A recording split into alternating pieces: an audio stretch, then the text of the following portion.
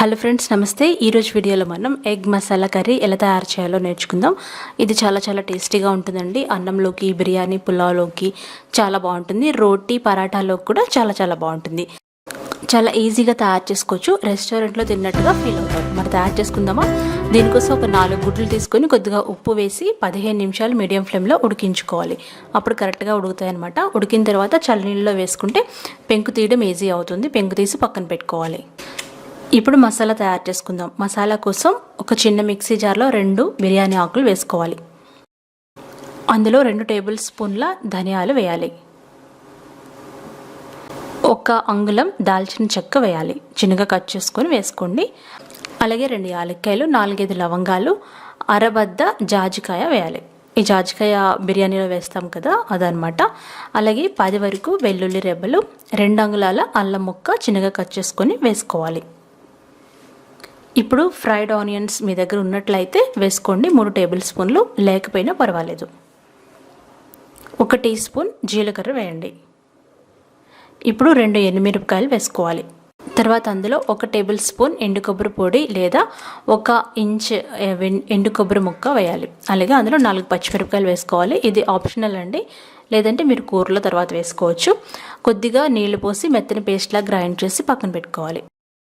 ఇప్పుడు ఒక కడాయిలో 3 టేబుల్ స్పూన్ల నూనె వేసి వేడైన తర్వాత అందులో 1 టేబుల్ స్పూన్ కారం, 1/2 టీ స్పూన్ పసుపు, 1/2 టీ స్పూన్ సాల్ట్, కొంచెం పుదీనా ఆకులు లేదా కరివేపాకు, 1 టీ స్పూన్ గరం మసాలా పొడి వేయాలి. లో ఫ్లేమ్లో 1 నిమిషం దాన్ని వేయించాలి. ఈ లోపుగా మనం ఉడికించుకున్న గుడ్లని కట్ చేసుకోవాలి. ఇది ఒక చిన్న టిప్ అనమాట. దారంతో ఇలా కట్ చేస్తే మనకి గుడ్లు చక్కగా కట్ అవుతాయి. చాలా మంచి షేప్ వస్తుంది. ఇప్పుడు మనం వేయించుకున్న మసాలాల్లో ఈ గుడ్లని రివర్స్లో పెట్టాలి. అంటే చందమామ కిందకు వచ్చేలాగా పెట్టాలి. దానిపైన కొద్దిగా కారం, పసుపు చల్లుకోవాలి. దాని మీద కొద్దిగా పుదీనా ఆకులు లేదా కరివేపాకు వేసుకోవచ్చు. ఇక్కడ నేను పుదీనా ఆకులు వేస్తున్నాను. పుదీనా ఆకుల వల్ల స్మెల్ మరింత బాగుంటుంది. ఇప్పుడు ఈ గుడ్లని మనం ఒక 5-6 నిమిషాలు లో ఫ్లేమ్లో బాగా వేయించుకోవాలి. అంటే కింద కొంచెం క్రిస్పీగా అవ్వాలన్నమాట. మధ్యలో ఎప్పుడు మీరు డిస్టర్బ్ చేయకూడదు. ఈ గుడ్లు చక్కగా ఒకవైపు వేగిన తర్వాత రెండో వైపు మెల్లగా తిప్పి మరొక 2-3 నిమిషాలు వేయించుకోవాలి.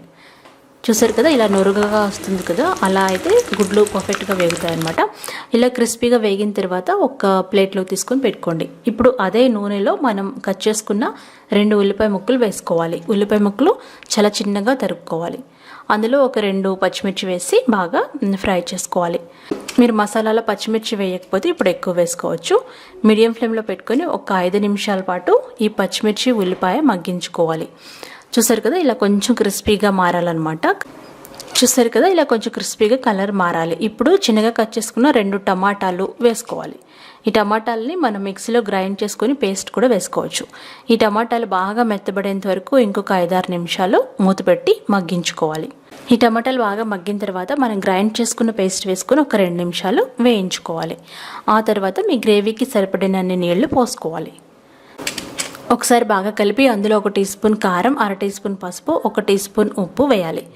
వేసి వీటన్నిటిని గ్రేవీలో బాగా కలిపి మీడియం ఫ్లేమ్లో పెట్టుకొని గ్రేవీ దగ్గర పడేంత వరకు ఉడికించుకోవాలి.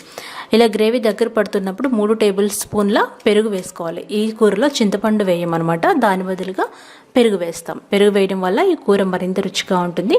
పెరుగు వేసి బాగా కలిపేసి అవసరమైతే మరికొద్దిగా నీళ్లు పోసుకొని గ్రేవీ దగ్గర పడేంత వరకు ఉడికించుకోవాలి. ఇలా ఉడుకుతున్నప్పుడు 1 టీ స్పూన్ కసూరి మేతి వేయాలి. ఇది వేయడం వల్ల ఫ్లేవర్ చాలా బాగుంటుంది. అలాగే కొంచెం కొత్తిమీర వేసుకొని గ్రేవీ దగ్గర పడేంత వరకు ఉడికించుకొని ఈ గ్రేవీని ఒక బౌల్లోకి సర్వ్ చేసుకోవాలి. చూసారు కదా, గ్రేవీ ఇలా థిక్గా రావాలన్నమాట. ఇలా వచ్చినప్పుడు ఒక బౌల్లోకి తీసుకొని అందులో మనం వేయించుకుని గుడ్లు పెడితే చూడటానికి చాలా బాగుంటుంది. ఇది జస్ట్ ప్రజెంటేషన్ కోసం. దాని మీద కొత్తిమీర చల్లుకొని సర్వ్ చేసుకోవాలి. వేడివేడి అన్నంలోకి చాలా బాగుంటుందండి. అలాగే పులావ్, బిర్యానీలో కూడా చాలా బాగుంటుంది. రోటీ, చపాతీ, పరాటా అన్నిట్లోకి చాలా టేస్టీగా ఉంటుంది. ఈ లాక్డౌన్ టైంలో మీరు స్పైసీగా ఏమైనా తినాలి అనుకుంటే ఈ ఎగ్ మసాలా కర్రీ ట్రై చేయండి. ఒకవేళ ఈ వీడియో మీకు నచ్చితే మీ ఫ్రెండ్స్కి ఫార్వర్డ్ చేయండి. మరికొన్ని వంటల కోసం అత్తమ్మ టీవీని సబ్స్క్రైబ్ చేసుకోండి.